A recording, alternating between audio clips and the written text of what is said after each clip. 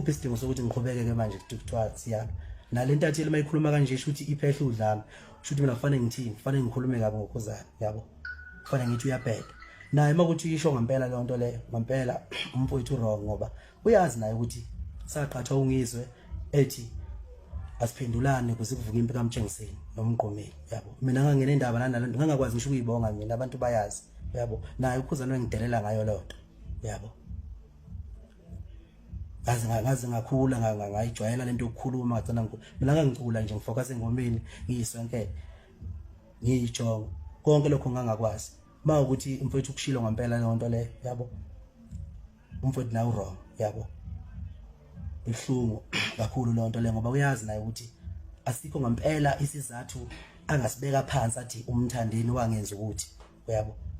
uma ngathiwa nje akachaza umthandeni wamenzana asikho ngaphandle ukuthi bahlale bengigovuza benza imicimbi bengigovuza ngithulele uma sengiqala mhlambe ngithi nami hayi shuthi badlala igame ngithi ngidlala igame make ngayiwina lo game bese kuthiwa ngifanele ukufa mina yabo angithule ngoba ngithule ngoba ngikwazi ukukhuluma vele yabo